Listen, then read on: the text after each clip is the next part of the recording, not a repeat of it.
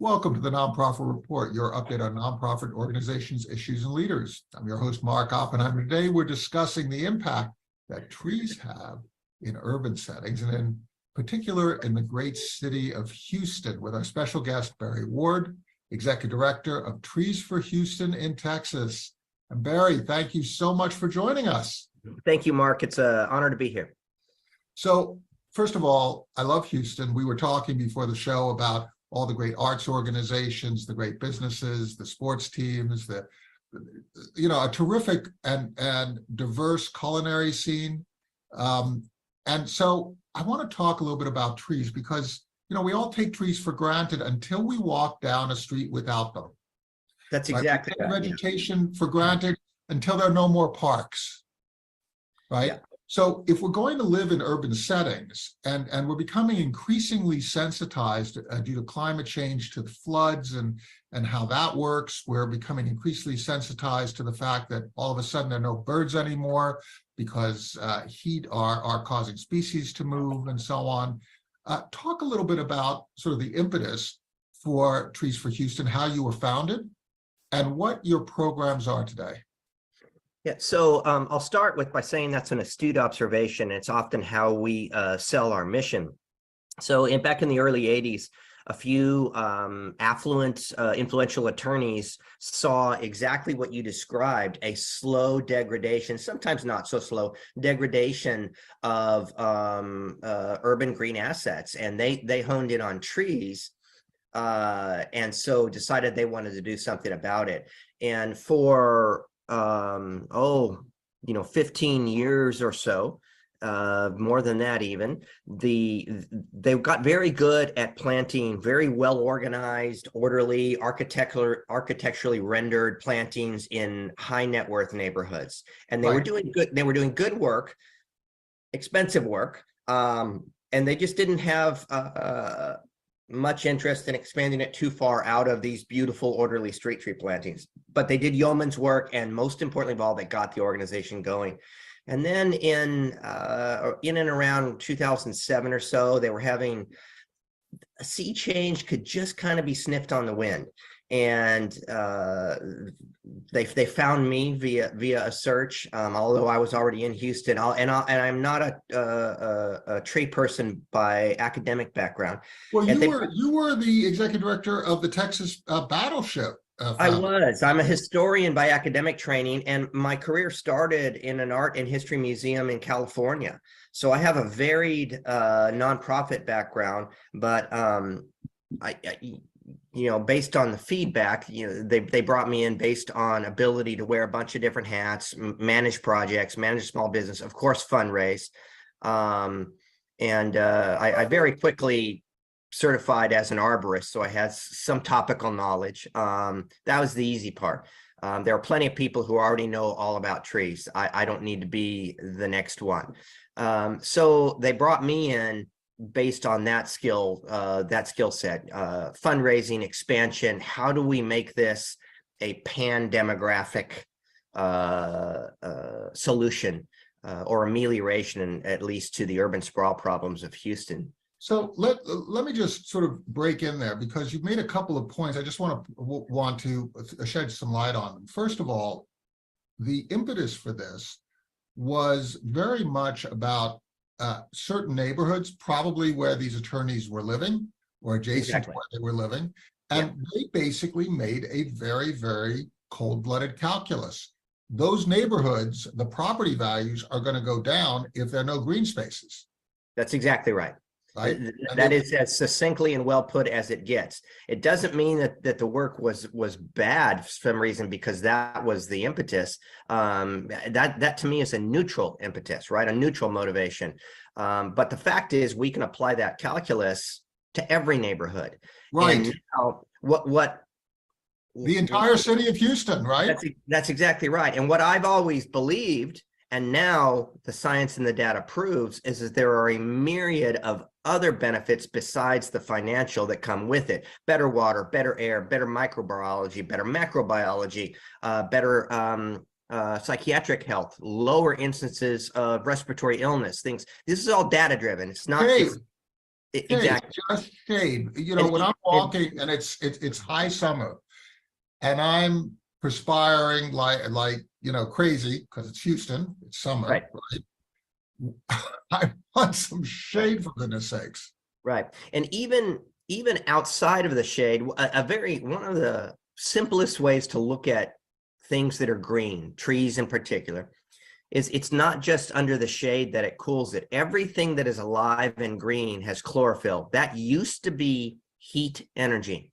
So every blade of grass, every leaf on a tree, every speck of algae in the ocean would have been pure heat just rolling around in the atmosphere if it weren't for Right. those living things. So there's a tangential reduction of heat even when you're not in the shade of the tree, and that is significant. And then there's a cascade effect. That means you use less energy and spend less money on cooling, which means you have less pollutants and less volatile compounds in the atmosphere. And it's you get the cascade effect in the opposite direction than what we've been doing. So we're applying that. I will still plant the nicest neighborhood in Houston gladly if they want to pay for it, and I'll help them with that. I'll help them do it better. I'll help them do it cheaper. I'll help them do it with native species. I can improve that as well. But what we brought to bear is a genuine effort to plant everywhere. And so we work very hard. We are project driven. We are not a policy organization. We work on projects. So I You're raise not a money. political organization, right? I mean, No, this is the thing that I think is so important to understand, that when you talk about self-interest, if you view it as my house, my street, right, you end up with perhaps a start, right? And then you start to look at that and you say, wait a second, what about adjoining streets? What right. about adjoining neighborhoods? What about the entire city? And then you start to look at what is going on, and all of a sudden, what you end up having happen is you have a commitment to a civil society that then redounds to your own personal interest, but it is not selfish anymore, right? It starts off with an analysis and perhaps a selfish act that is Right. a good act, but then that act can expand, and that's what you're describing. I think that's kind of wonderful, isn't it? It is, and it's interesting. Your opening observation that everybody likes trees, but they just assume they're always going to be there. It's what we talk about all of the time here. It's like the drought issues in the West. Everybody just assumes you're going to have water until one day you turn on that tap and the water's gone. Trees are the exact same way. They are enjoyed. It's like public radio or public television. They are enjoyed passively by 90% of the people. Right. So until they're gone, until your neighbor clear cuts their lot, or until building code allows for devastation of a once verdant neighborhood for pecuniary reasons, then all of a sudden they become important to you because they're no longer there. So one of the first ways that we drew people into thinking about it as a web rather than linear was we started planting elementary schools. So I plant 50 or 60 schools per year in the greater area at no cost to the school, right? And so I started thinking, well, I grew up in Stockton, California. I walked to school every day for 13 years, right? And we had shade trees. And it gets hot in Stockton. And here in Houston, there are often no trees. So I would be planting the schools, and it's easy to raise money to plant a school. But I thought, okay, all these kids are walking to school and it's miserable, right? So I thought, okay, I'm going to start stretching the money out. And instead of planting 40 schools, 40 trees on a school campus, I'm going to plant 25 strategically.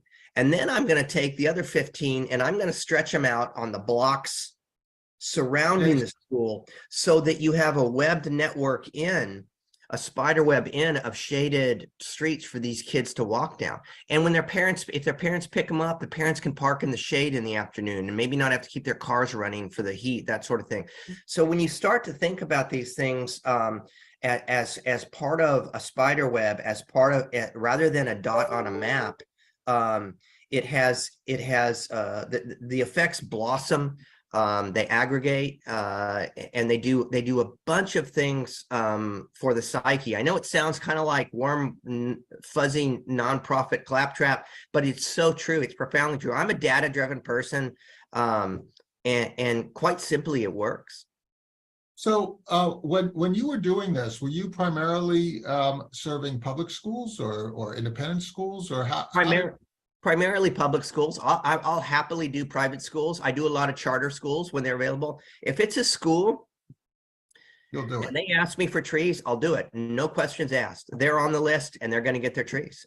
We do it for every nonprofit in the greater Houston region. If a nonprofit comes to me and needs trees for a project, I give them the trees, no questions asked, because their mission is books or education or counseling or whatever it is, not trees. My mission is trees. Let me do it. I can do it cheaper. I can do it better. And let your dollars go into the mission that you were founded for. So as you're doing this, the organization must have changed. And in particular, when you go beyond the wealthier neighborhoods, which I presume are, because of the way wealth is divided in this country, are very often divided along majority white neighborhoods, black neighborhoods, and different other neighborhoods.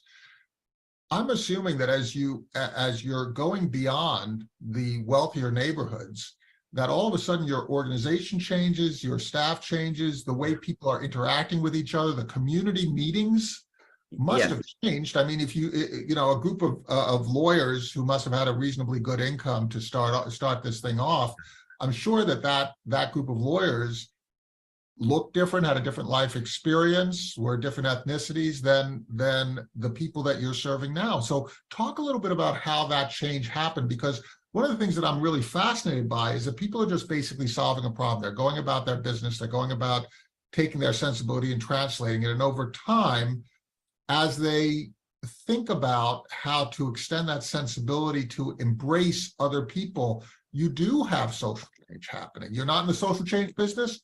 Well, yes, you are, right? Right. Yeah, it's you described it perfectly. In 1983 through 2000, 2005, it was and I'm not trying to be provocative, but it was 100% affluent, white, well-educated organization. Right. It doesn't mean they weren't doing good work. And you're exactly right. I never set out to change the makeup of the board, but I did say, well, we need to plant more trees, and therefore you should plant them where they're needed. And although we have all this great data and research now that shows that a survey of financial equity, racial equity, all of those things will help you direct where to plant your dollars. But it's exactly where we were planting anyways, because all you had to do was drive around. You see which neighborhoods need it, right? And they are historically black, historically Hispanic, historically. Well, and you're solving a problem and you're helping your neighbor. Now, that's exactly right. If you are a white person and you don't have any black friends, and your neighbor happens to be black, that neighboring community happens to be a black neighborhood, all of a sudden, in order to take that idea that you might have had, you actually have to sit down and chat with somebody who you don't necessarily chat with. And that is also happening in reverse, right? All of a sudden, the barriers, who is this white person coming in, right? What you're doing is you're getting together over a problem. How do you get trees around a school? Yeah. And everybody wants their children. One of the fascinating aspects of this board change and internal culture change is that as we bring on people that look different from each other, old and new, there is not always, but there is often a learning curve on both sides of the issue, because people realize that everybody that looks like me doesn't think like me. Everybody that looks like they came from a traditional African-American doesn't think the same way. They all have opinions and wishes and desires and hopes, and they can be different from each other. Jewish or Christian or Asian or Hindu or all these differences that we have. Republicans and Democrats, oh my God, how different, red and blue, right? Ridiculous. We all have the same problems. They're absurd and they're arbitrary when you get right down to it. But everybody, well, not everybody, but most people like trees.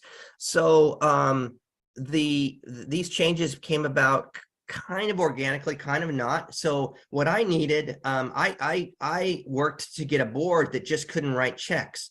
I said, we have a large board and we have room. So I said, well, why don't we get people that can get me entree into neighborhoods that I don't have credibility or knowledge of?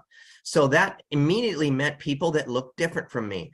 And it's been great, slower than I like, but still positive, still moving forward. And we plant all over the place. I was quite happy when like the Arbor Day Foundation and American Forest, some of these outside organizations started doing outside studies in the major American cities on equity and where you needed to plant.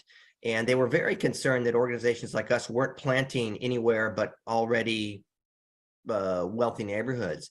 And when we overlapped their geospatial data onto where we plant, we are very progressive. We're way ahead of the curve, and we're doing it for the right reasons. That's where they need trees. That's the only metric. That's the only metric. I think that's a very important point, right? The idea of serving the already served starts to break down when you have good intent, you match that intent with action, you get people involved, and you start to change yourself.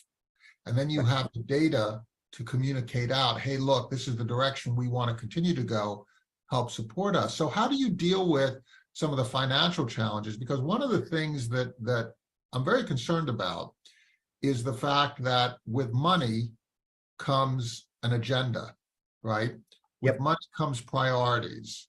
Money gains access, even to buy a ticket to art, right? To gain access to art, there is money that is required. And the fact is that to run the organizations, to plant a tree, to even put together the team and to buy the vegetation and to prepare the land and so on and so forth, it all takes money, right? So it's easiest to do that if you only serve those people who have money with an interest in their neighborhoods. How do you shift that sensibility so that we are together investing in us rather than investing just in me? Yeah. So it's actually quite simple and quite practical most of the time. The variables change from project to project, but if somebody wants to come in with public affairs dollars, marketing dollars, it's Acme Corporation. Houston is full of oil corporations, right? Energy corporations. Right. And many of those people are well-intended and they're doing all this for the right reasons, but you can't escape the fact that this is marketing money, right? They're getting a tax benefit from this, and this is marketing money. So if they come in and they want to they want to give me $100,000 to plant trees, I tell them this is where we need to plant. And if they say, well, we want to go down by the university, well, in some ways it's made easier because that's already all planted. But if they insisted on it, we would, and we have declined the gift. It's too easy to raise money for trees, to take money for trees that are not helping. And so that problem, in a sense, solves itself. But you have to have a commitment to doing the right thing. Well, that's, it's so very important, right? Because, I'm a capitalist. I've run companies. I've been employed by major corporations. I've worked with leading service providers, accounting firms, and so on and so forth. I'm a capitalist. But capitalism doesn't solve every single problem. Nothing does, right? Right. So there is this piece of being a human being, which is really about caretaking, values, values that come out of religion and ethical traditions and so on. And it's separate. It can be informed by other aspects, like the idea of financial strength and service to a mission. But what you're saying basically is that there are times when it's money or mission, and you have to choose mission in order Yes. to have the identity in the community that you have. Yes. Right? Profit taking, to use a capitalist term, profit taking in the short term is not Will always undermine your identity, your brand. that's exactly right. So it's not uncommon. It doesn't happen every day or every week, but several times a year we turn down significant high profile projects or partnerships because they will undermine the value of our brand, to put it again in a modern business term. And what that means in terms of people, of the boots on the ground, is that the trees are going to die. They're not going to look good. It's not the trees that that neighborhood wanted, or that they value and the look they want, or that will make them healthier and happier. And so we say no thank you, and they try and twist our arms. They try and go politically around us, but we're independent. I don't spend a dime from the government. I'm 100%. I'm not subject to political pressure in the same way. I'm subject to board pressure, but a good, healthy, diverse board insulates you from that kind of pressure. I have representatives from all over the area and all across the demographic spectrum, the economic spectrum. So if the cadre that's from the richest 3 zip codes really wants something done, I've got a cadre from the poorest 5 zip codes that can offset that. And so I think that is such a fantastic point.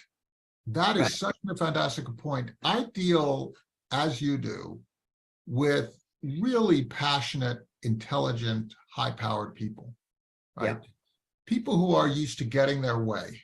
Yeah. It doesn't always align on income. Sometimes it does, sometimes it doesn't. Sometimes these people are very, very powerful politically, or they're powerful in their community. They have their advocates of various types. They're professionals of various types, and some people are people of wealth as well.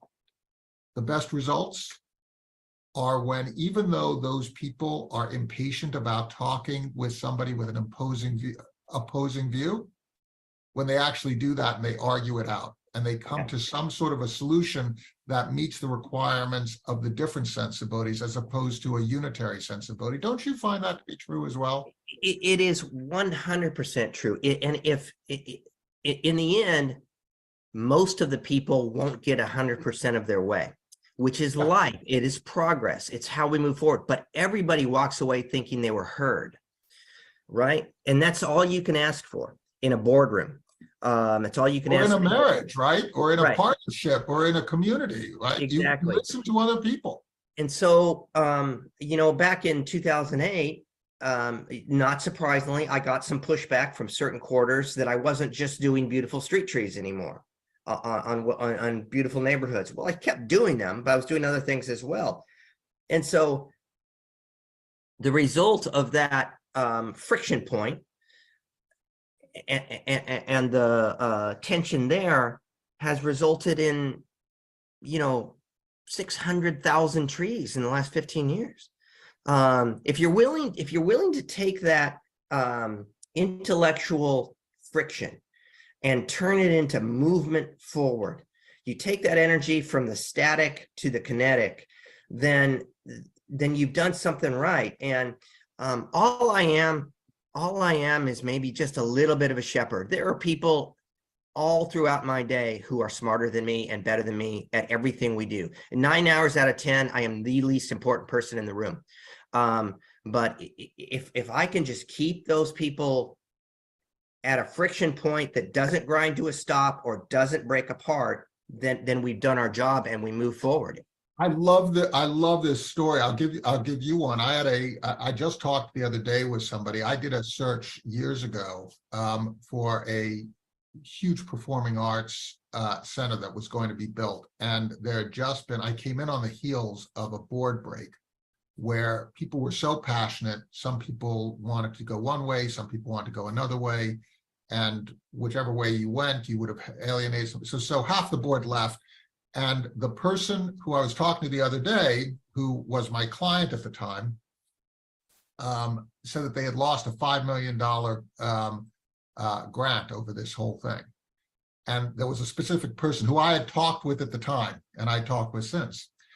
He said, years ago, I 2 or 3 years ago, I went to an event with him and so on, and he was introducing me around. I was thinking, what's going on? He pulled his $5 million and, was upset and so on and so forth. And he said, this person who runs a major international corporation took him aside and said, you know something? I was wrong. You've done a great job. And the relationship was repaired, and what happened subsequently. But what we're talking about is basically, it's not always easy, right? It's not always easy for you end up with 600,000 trees as a result, right? It doesn't mean that you were always right, or somebody else on your board was always right or wrong or whatever.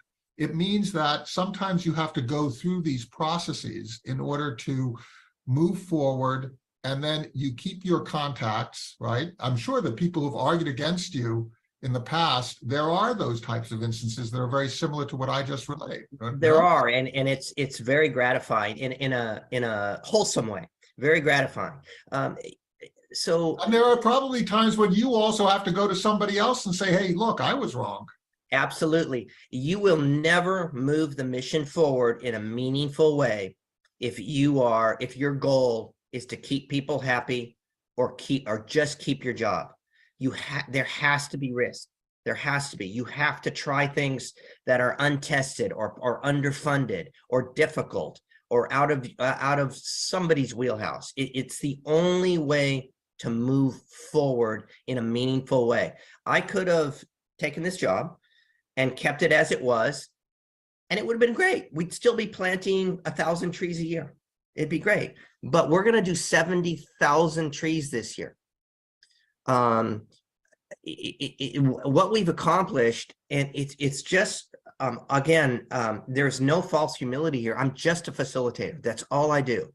But you have to be willing to risk your reputation, your ego, your feelings every day. And in those early days in particular, every one of those momentous decisions was a job risk. You can't come in and say, okay, we're changing all of this with a powerful, wealthy board and just expect half of them to just say, okay, do what you want. Most of them, if not all of them, they're smarter, they're more accomplished, they're wealthier than I am, right? And so you just, if you believe in your ability without believing in your infallibility, you're going to do okay. Yeah, it's interesting. Hubris affects us all. Yeah. Infects me, infects you, infects your board members. And the idea of listening respectfully, because on the off chance that somebody else might be smarter than you in some way, and that you have something to learn from them, it's a really important part of this whole constellation. You know what my favorite piece of this is that this is a city in Texas, Houston. It's a rapidly developing city. It destroyed a lot of its natural landscape, and it's trying to recover it and finding balance in this new world of floods and climate change and so on and so forth. The fact that it is a center for the oil and gas industry, which is blamed for a lot of climate change, right? Some of these solutions are going to come out of places like Houston. Right. Yeah. It's Houston having a dialogue with itself, and people changing their own minds from their own analysis. I think we have to give each other a break. We have to give each other time, and we have to give each other the opportunity to plant another tree. Right, Barry? That's exactly right. One of the great things about planting trees is that one tree makes a difference. Cut down the tree in your front yard and see if it doesn't make a difference, especially in a place like Houston. And then collectively, there's a cubing effect of when you do these things. So the benefits of tree planting are just tremendous. Our big challenge, when I first started this job in 2008, it was a much harder sell. Tree planting to solve problems. And unfortunately, there are people out there who'd have you believe that tree planting or whatever its green cousin du jour is will solve all of our problems. They won't. We populated and developed our way into these problems. You're not going to get out of it without engineering solutions and business solutions. Right. But so you need to ignore or take under cautious advisement the voices on the far right and the far left on these issues. Take what's valuable in those strident arguments, but keep in mind that they are strident, and there's room in the middle to move forward. Listen to everyone, be held hostage to no particular interest. Barry Ward, Executive Director of Trees for Houston and Texas. Thank you so much for helping us to understand some of these really interesting topics. It's not just about trees, it's about society, it's about neighborhoods, it's about bringing people together, it's about solving problems. We really appreciate it. Please thank your staffs, your board, your donors, your volunteers, your partners. This has just been a wonderful conversation. Mark, thanks for the exposure. I hope everybody takes something away from this that helps them improve their place just a little bit.